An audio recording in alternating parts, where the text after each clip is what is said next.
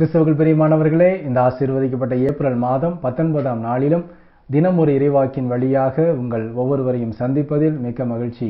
இன்றும் கூட நாம் தியானிக்க இருக்கிற வார்த்தை யோவான் நற்செய்தி 11ஆம் அதிகாரம் 41ஆம் வசனம். தந்தையே, நீர் என் வேண்டுதலுக்கு செவி சாய்த்ததற்காக உமக்கு நன்றி. ஆமென். கிறிஸ்தவர்கள் பிரியமானவர்களே, லாசரு இறந்து 4 நாட்களுக்கு பிறகு அவரை உயிரோடு எழுப்புவதற்காக இயேசு மகாராஜா அவரை வைத்திருந்த கல்லறை இடத்திற்கு சென்று அவர் ஏறெடுத்த ஜெபம்தான் இந்த வார்த்தை. ஒவ்வொரு நாளும் நாம் பல்வேறு துன்பங்கள், கலக்கங்கள், எதிர்பார்ப்புகள் என்று நாம் ஓடிக்கொண்டு இருக்கிறோம்.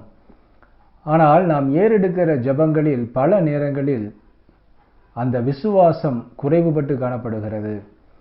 கடவுளுக்கு ஏறெடுக்கும் நன்றியில் நாம் குறைவு வைக்கிறோம். ஆம் கிறிஸ்தவர்கள் பிரியமானவர்களே, இந்த வார்த்தையை நீங்கள் கவனித்து பார்த்தால் தெரியும். இயேசு மகாராஜா தந்தையை நோக்கி மன்றாடுகிறார். அவர் மன்றாடும் பொழுதே அவர் சொல்கிற முதல் வார்த்தை நன்றி.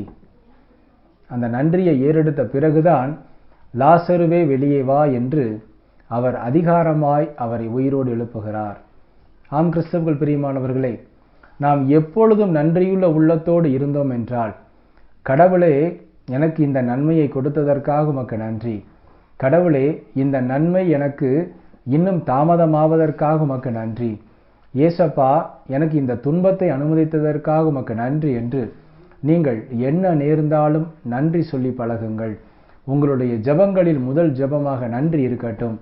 அப்படி உங்கள் ஜெபம் மாறும் பொழுது, எப்படி லாசருவை கடவுள் உயிரோடு எழுப்பினாரோ, அதிகாரத்தோடு வல்லமையோடு எழுப்பினாரோ, அதே அதிகாரத்தை உங்களுக்கும் கடவுள் கொடுப்பார். எப்பேற்பட்ட பிரச்சனைகள் உங்களை சூழ்ந்திருந்தாலும் அந்த எல்லா சூழ்நிலைகளையும் கடவுள் மாற்றிப்பட வல்லவராயிருக்கிறார். அந்த நம்பிக்கையில், விசுவாசத்தில் நீங்கள் உறுதியாய் இருந்தால் உங்கள் வாயிலிருந்து, உள்ளத்திலிருந்து வரும் முதல் ஜெப வார்த்தை நன்றி என்றுதான் இருக்கும். ஆம் கிறிஸ்தவர்கள் பிரியமானவர்களே, இந்த வார்த்தையையும் நம் உள்ளத்திலே பதிப்போம். இந்த நாள் முதல் நம்முடைய ஜெபத்திலே ஒரு மாற்றத்தை கொண்டு வருவோம். எப்பொழுதும் நன்றி சொல்லிவிட்டு நீங்கள் ஜெபத்தை தொடங்குங்கள். நிச்சயமாகவே அந்த நன்றிக்குரிய பதில் அன்றே உங்களுக்கு கிடைக்கும். ஆமேன். நாம் ஜெபிப்போமா? அன்புள்ள இயேசு மகாராஜாவே, எங்கள் அன்பு தகப்பனே, இந்த ஆசீர்வதிக்கப்பட்ட புதிய நாளுக்காக மக்கோடான கொடி நன்றியப்பா. இயேசு மகாராஜாவின் பரிசுத்தமுள்ள கரங்களிலே இன்று நாங்கள் பெற்றுக்கொண்ட இந்த இறைவாக்கை தாழ்த்தி அர்ப்பணிக்கிறோம் அப்பா. ஒவ்வொரு நாளும் நாங்கள் எல்லா விண்ணப்பங்களுக்கும் ஆண்டவரை நன்றி செலுத்திவிட்டு எங்கள் விண்ணப்பங்களை, எங்கள் வேண்டுதல்களை உமது கரத்திலே ஒப்பு கொடுக்கும் பொழுது நிச்சயமாகவே அதற்கு பதில் கொடுப்பீர் என்று விசுவசிக்கிறோம் அப்பா. இன்றும் தன்னுடைய பிறந்த நாள் மற்றும் திருமண நாளை கொண்டாடும் உமது பிள்ளைகள் ஒவ்வொருவரையும் தகப்பன் நிறைவாய் ஆசீர்வதித்து எல்லா நன்மைகளினாலும் நிரப்பிட அர்ப்பணித்து ஜெபிக்கிறோம். இயேசு கிறிஸ்துவின் இனிய நாமத்திலே ஜெபிக்கிறோம் எங்கள் ஜீவனுள்ள நல்ல பிதாவே. ஆமேன்.